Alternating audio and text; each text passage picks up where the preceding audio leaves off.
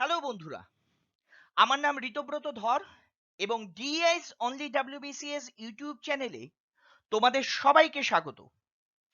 গতকাল 1000 MCQ সিরিজের প্রথম ভিডিওকে তোমরা এত ভালোবাসা দিয়েছো যে আজকেই আমাকে নিয়ে আসতে হলো 1000 MCQ সিরিজের দ্বিতীয় video 1000 MCQs on Indian polity part 1। তোমাদের জানিয়ে রাখি, আজকের 20টা কোশ্চেনের মধ্যে 19টা কোশ্চেনের অ্যান্সার তোমাদের এই ভিডিওতে দিয়ে দেব এবং একটা কোশ্চেনের অ্যান্সার তোমাদের জন্য রেখে দেব, যার উত্তর তোমরা আমাকে কমেন্ট বক্সে দেবে। আশা করি তোমরা সবাই পার্টিসিপেট করবে। তাহলে চলো শুরু কর। আমার প্রথম question, which of the following cannot be termed Gandhian among the directive principles? অপশনগুলো দেখে নিই। Prevention of cow slaughter, promotion of cottage industries, establishment of village panchayats এবং ডি হচ্ছে uniform civil code for the country. এবার এই কোশ্চেনের answer দেওয়ার আগে আমরা জেনে নিই যে ডিপিএসপি কে তিনটা ব্রড ক্যাটাগরিতে ভাগ করা যায়। সোশ্যালিস্টিক প্রিন্সিপালস, যার মধ্যে পড়ে article 38, article 39 and 39A, article 41, article 42, article 43 and 43A এবং আর্টিকেল 47 ফার্স্ট পার্ট। সেকেন্ড হচ্ছে গান্ধিয়ান প্রিন্সিপালস, যার মধ্যে পড়ে article 40, article 43 and 43B, article 46, article 47 second part এবং আর্টিকেল 48। লিবারেল ইন্টেলেকচুয়াল প্রিন্সিপালস আমাদের থার্ড ক্যাটাগরি। এর মধ্যে পড়ে article 44, article 45, article 48 and 48A, article 49, article 50 এবং আর্টিকেল 51। এর মধ্যে আর্টিকেল 44, এই আর্টিকেল 44 হচ্ছে uniform civil code for the country. এটা কিন্তু গান্ধিয়ান প্রিন্সিপালস এর মধ্যে পড়ে না। দেখতেই পাচ্ছ, এটা পড়ে হচ্ছে লিবারেল ইন্টেলেকচুয়াল প্রিন্সিপালস এর মধ্যে। তার মানে আমাদের অ্যান্সার হবে uniform civil code for the country. আমাদের second question, which one of the following is not included as a fundamental duty of the constitution of India? অপশনগুলো দেখে নিই। To cherish and follow the noble ideals which inspired our national struggle. Option B, to develop the scientific temper, humanism, and the spirit of inquiry and reform. Option C, to protect the minorities. এবং option D, to safeguard public property and to abjure violence. এবার এইগুলোর মধ্যে দেখো C নাম্বারটা হচ্ছে to protect the minorities. এটা কিন্তু একটা ফান্ডামেন্টাল রাইট এবং এটা পরে হচ্ছে আর্টিকেল 29 এর মধ্যে, যেখানে বলা আছে protection of interest of minorities. এখানে বলা আছে আর্টিকেল 29 এ বলা আছে যে grants protection to both religious minorities as well as linguistic minorities. তাই আমাদের অ্যান্সার হবে to protect the minorities. আমাদের third question, in India the power to increase the number of judges in the Supreme Court lies with the, অপশনগুলো দেখে নি, the President of India, the Chief Justice of India, the Union Ministry of Law এবং the parliament of India. এখানে answer হবে the parliament of India. এবার তোমাদের একটা information দিয়ে রাখি, হাইকোর্টের ক্ষেত্রে কিন্তু প্রেসিডেন্ট, তার মানে সুপ্রিম কোর্টের ক্ষেত্রে আমাদের পার্লামেন্ট এবং হাইকোর্টের ক্ষেত্রে প্রেসিডেন্ট। আমাদের 4 number question, the Indian constitution provides for the appointment of ad hoc judges in, অপশনগুলো দেখে নি, supreme court, high court, district and session court এবং both supreme court and high court. এবার এটার অ্যান্সার দেওয়ার আগে তোমাদের বলে দিই, অ্যাডহক জাজ আমাদের কনস্টিটিউশনে আর্টিকেল 127 এ আছে এবং সেখানে বলা আছে, when there is a lack of quorum of the permanent judges to hold or continue any session of the Supreme Court, the Chief Justice of India can appoint a judge of a High Court as an ad hoc judge of the Supreme Court for a temporary period. তাহলে বুঝতেই পারছো যে এটার answer হবে supreme court. আমার পরের question, the appropriate writ issued by the court to quash the appointment of a person to a public office is that of, অপশনগুলো দেখে নি, প্রহিবিশন, কোয়ারান্টো, সার্টিউরারি এবং ম্যান্ডামাস। তোমাদের বলে দিই, হাইকোর্ট আর্টিকেল 226 দিয়ে এবং সুপ্রিম কোর্ট আর্টিকেল 32 দিয়ে রিট ইস্যু করতে পারে। আমাদের টোটাল 5খানা রিট আছে, তার মধ্যে কোরান্টো যেটা বলে by what authority or warrant, অর্থাৎ কোন অধিকারে বা কোন দাবিতে।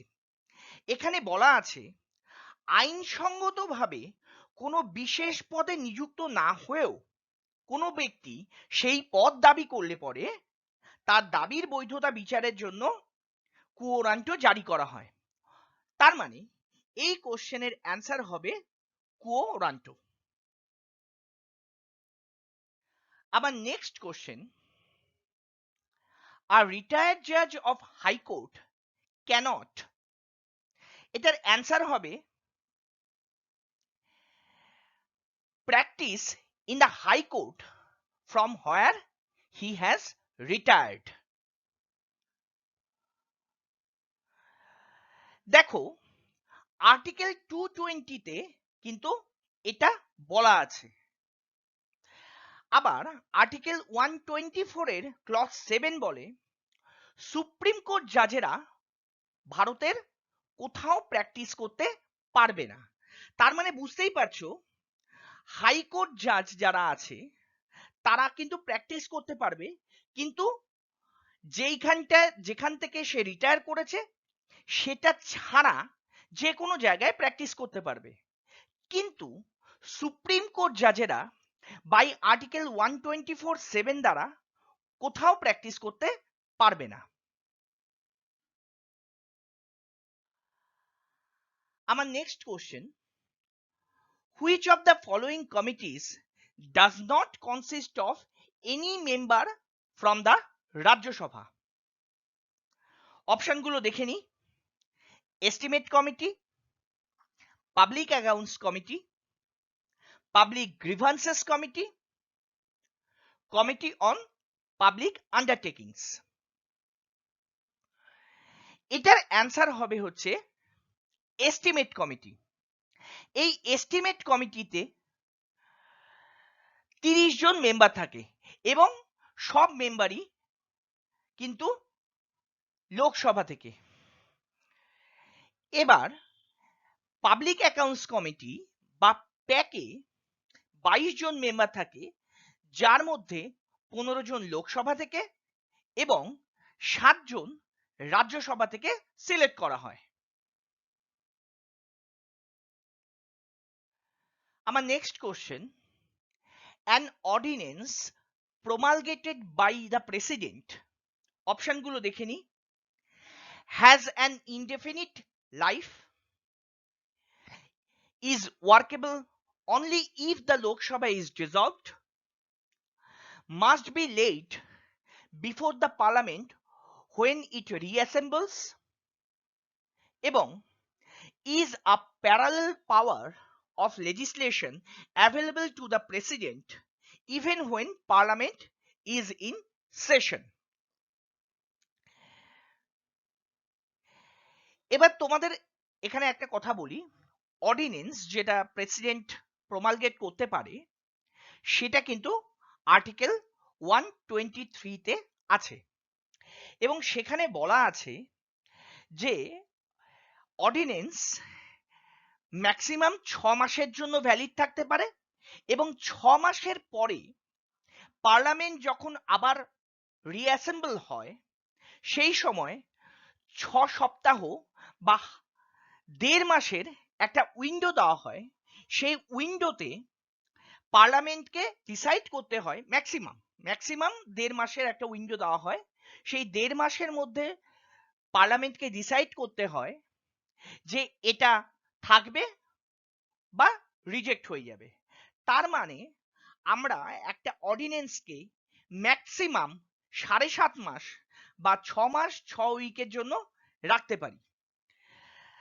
তাহলে এক্ষেত্রে অ্যান্সারটা কি হবে? হ্যাঁ, একদম ঠিক ধরেছো। এক্ষেত্রে অ্যান্সারটা হবে C, must be laid before parliament when it reassembles.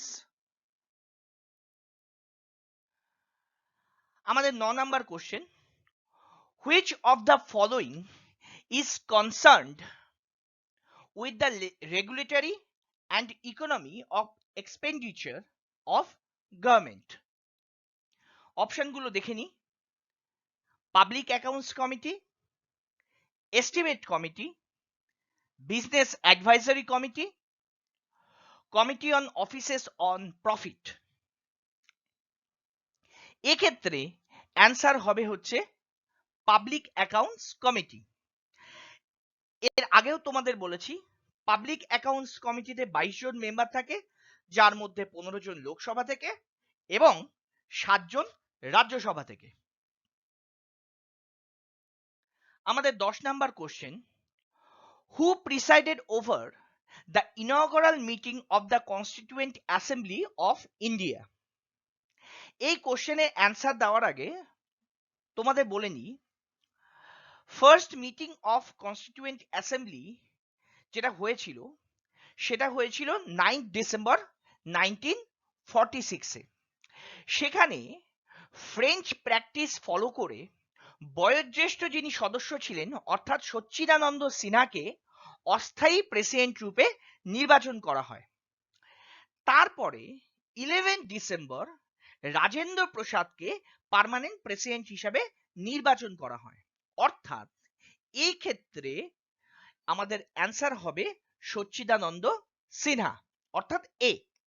কিন্তু কোনোভাবেই এটার অ্যান্সার কিন্তু ডক্টর রাজেন্দ্র প্রসাদ হবে না। তোমরা অনেকেই কিন্তু এই ভুলটা পরীক্ষার খাতায় করে আসো, তাই এই ভুলটাকে কোনোভাবেই কিন্তু করো না, তার জন্যই এই এক্সপ্লেনেশনটা তোমাদের দেওয়া হলো।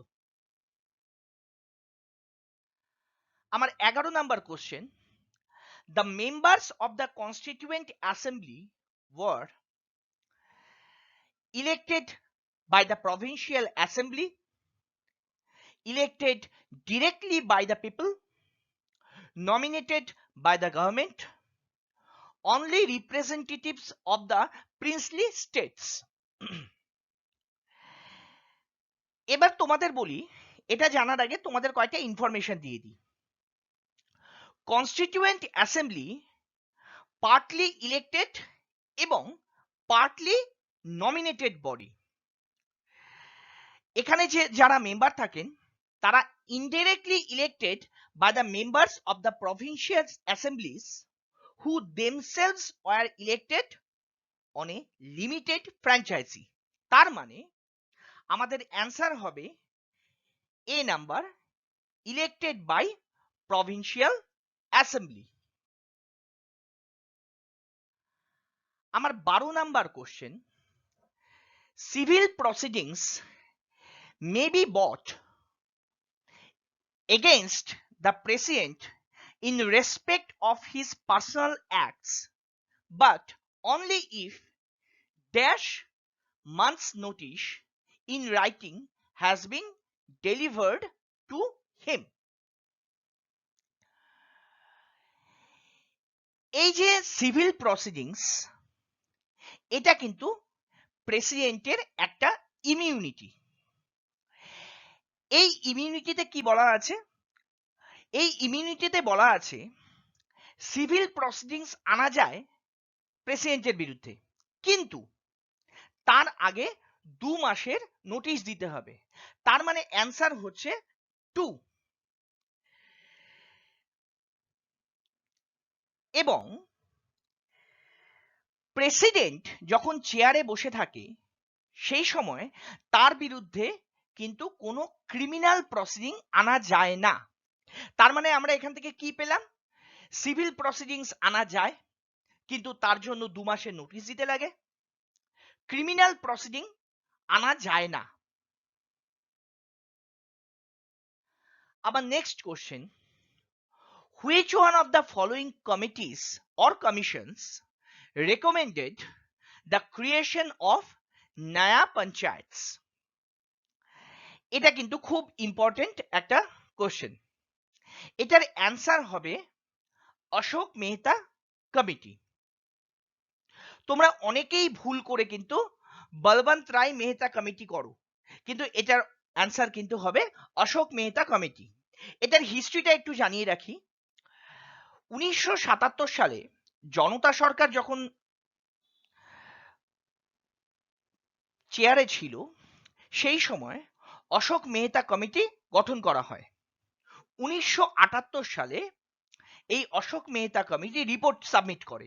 এই কমিটির দুটো খুব ইম্পর্টেন্ট রেকমেন্ডেশন হলো, বলবন্ত রায় মেহতা কমিটি যে 3 টায়ার পঞ্চায়েতি রাজ সিস্টেম রেকমেন্ড করেছিল তার বদলে 2 টায়ার সিস্টেমের প্রবর্তন। আর দ্বিতীয় রেকমেন্ডেশন, এবং সেটা খুব গুরুত্বপূর্ণ রেকমেন্ডেশন, সেটা হচ্ছে নয়া panchayat as separate bodies from that of development panchayats. এই নয়া panchayat should be presided over by a qualified judge. আমার 14 number question, the right to form association and unions is a right, অপশনগুলো দেখে নি, guaranteed to everybody, to freedom guaranteed to citizens only, to equality before law, to life and personal liberty. তোমাদের বলে দিই, এটা answer হবে হচ্ছে to freedom guaranteed to citizens only. এবং right to form of association এটা একটা ফান্ডামেন্টাল রাইট, এবং এই রাইটটা আছে হচ্ছে আর্টিকেল ক্লজ 1 এর সিতে। আমার 15 number question, when the prime minister tenders his resignation, the union cabinet, অপশনগুলো বলি, remains automatically dissolved, will function under an acting or a caretaker prime minister, will function directly under the president, will meet under the chairmanship of the president. এটার answer হবে remains automatically dissolved। তার কারণটা তোমাদের বলে দিই, যেহেতু prime minister council of মিনিস্টারদের হেড, তাই প্রাইম মিনিস্টার রেজিগনেশন দিলে কাউন্সিল অফ মিনিস্টার বা সিওএমও অটোমেটিক্যালি ডিসলভ হয়ে যায়। 16 number question, which of the following is not a formally prescribed device available to the members of the parliament? এখানে যে কোশ্চেনটা করা আছে তার কিওয়ার্ডটা হচ্ছে formally not a formally prescribed. এইটা কিন্তু খুব খুব খুব ইম্পর্টেন্ট, ঠিক আছে? এইটার উপরেই কিন্তু আমাদের অ্যান্সারটা দাঁড়িয়ে আছে। এবার অপশনগুলো দেখে নিই। Question hour, 0 hour, half an hour discussion এবং শর্ট ডিউরেশন ডিসকাশন। এবার এটার অ্যান্সার হবে হচ্ছে 0 আওয়ার। কেন? এবার সেটাও বলে দিই তোমাদের। রুল অফ প্রসিডিওরে 0 আওয়ারের কোনো মেনশন নেই, তাই এটি একটি ইনফর্মাল ডিভাইস। তোমাদের বলেছিলাম না, not a formally prescribed device, এটা একটা কিওয়ার্ড। তাই 0 আওয়ার হচ্ছে informal device available to the members of the parliament to raise matters without any prior notice। তাই এটার অ্যান্সার হবে হচ্ছে 0 আওয়ার। আমার 17 number question, which one of the following cannot be introduced first in the রাজ্য সভা? অপশনগুলো দেখে নি। কনস্টিটিউশনাল অ্যামেন্ডমেন্ট, CAG এর report, annual financial statement, bill to alter the boundaries of any state। এটার মধ্যে একমাত্র annual financial statement or budget, যেটা আর্টিকেল 112 এ আছে, সেটা কিন্তু একমাত্র লোকসভায় ওঠে, এটা কিন্তু রাজ্যসভায় ওঠে না। বাকিগুলো কিন্তু রাজ্যসভাতেও উঠতে পারে, ঠিক আছে?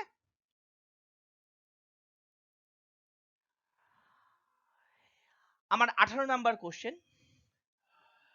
proclamation of national emergency by the President of India can be made on the written advice of the cabinet only. This provision has been added, অপশনগুলো দেখে নি, after 44th constitutional amendment, after 42nd constitutional amendment, by the Constituent Assembly in the Constitution of India, এবং after 38th constitutional amendment। এই কোশ্চেনের answer হবে after 44th constitutional amendment act. এই 44th constitutional অ্যামেন্ডমেন্টে বলা হয়েছিল যে প্রেসিডেন্ট ক্যাবিনেটের লিখিত পরামর্শের অনুলিপি ছাড়া ন্যাশনাল এমার্জেন্সি জারি করতে পারে না, এবং এখানে প্রথম ক্যাবিনেট এই কথাটার উচ্চারণ করা হয়। এবার 19 নাম্বার কোশ্চেনে যাই। এটা কিন্তু খুব ইম্পর্টেন্ট কোশ্চেন, এবং রিসেন্ট টাইমে WBCS প্রিলিমিনারি এবং মেন্সে যে ধরনের কোশ্চেন আসছে, স্টেটমেন্ট ওরিয়েন্টেড কোশ্চেন, এটা কিন্তু ওই ধরনেরই একটা কোশ্চেন। তো দেখে নেওয়া যাক কোশ্চেনটা কি। Since their inception, the NDC and its standing committee have virtually relegated the Planning Commission to the status of a research arm. This statement is associated with, আমাদের অপশনগুলো দেখে নিই, কে সান্থানাম, এম ব্রিচার, HM প্যাটেল এবং অশোক চন্দ। এটার অ্যান্সার হবে হচ্ছে এম ব্রিচার। আমার 20 number, in which of the following cases did the Supreme Court hold that an amendment of the Constitution under Article 368 was law within the meaning of Article 13. এবার আমরা অপশনগুলো দেখে নিই।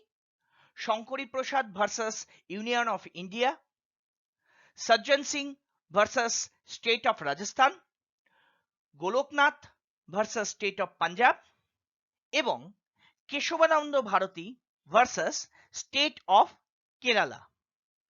তোমাদের বলে দিই, এই কোশ্চেনটার অ্যান্সার কিন্তু আমি দেব না।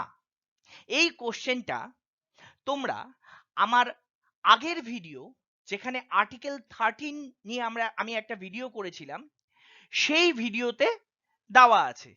এই ভিডিওটার থেকে তোমরা দেখে এটার অ্যান্সার তোমরা আমাকে বলবে এবং এই ভিডিওর কমেন্ট বক্সে এই অ্যান্সারটা তোমরা আমাকে দেবে। আশা করি তোমরা সবাই এটাতে পার্টিসিপেট করবে এবং দেখি কজন তোমরা আমার আর্টিকেল 13 এর ভিডিওটা দেখলে এবং কত ভালো করে দেখলে।